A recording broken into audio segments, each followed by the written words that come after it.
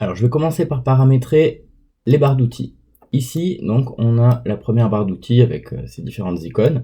Je vais faire un clic droit au niveau des 3 points, des 4 points ici qu'on a, pour aller chercher cette fonction, personnaliser la barre d'outils.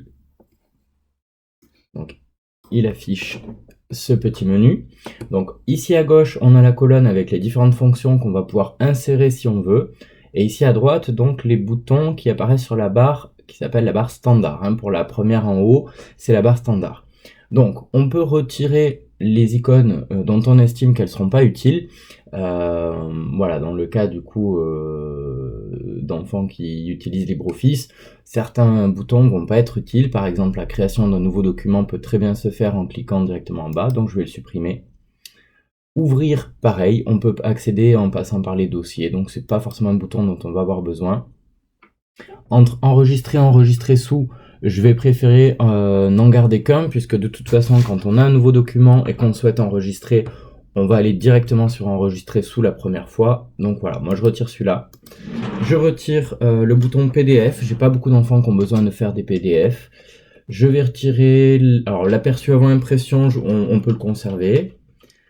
Je vais retirer, alors au niveau des fonctions d'orthographe, j'aime pas trop cet outil qui fait apparaître des boîtes de dialogue. Je préfère simplement pouvoir voir apparaître les fautes d'orthographe en souligné. Donc je vais supprimer celui-ci et prendre celui-là. Je vais enlever les outils, alors insertion d'image pourquoi pas. Je vais enlever diagramme, zone de texte. Je conserve saut de page, s'il n'est pas activé on le met. Je conserve les symboles. Et je supprime tout ce que je juge pas nécessaire, donc hyperlien, ligne, voilà, les fonctions de dessin, on peut les avoir avec Draw, donc je les enlève. Pour la première barre d'outils, voilà, et sur la deuxième, donc même principe, clic droit, personnaliser la barre d'outils, et je retire tout ce dont j'estime ne pas avoir besoin, en l'occurrence les styles qu'on peut donc paramétrer pour les personnaliser.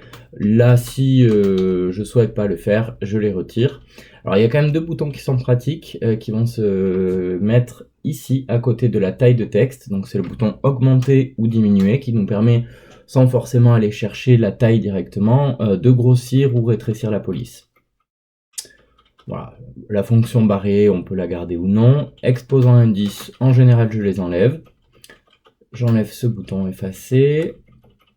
Je garde ça. Alors, puce et numérotation, pareil, tout dépend du niveau. En général, je les enlève. Je vais enlever, voilà, augmenter, diminuer. Éventuellement, l'espacement des caractères, ça peut être intéressant. Les retraits, pas besoin. Pas besoin.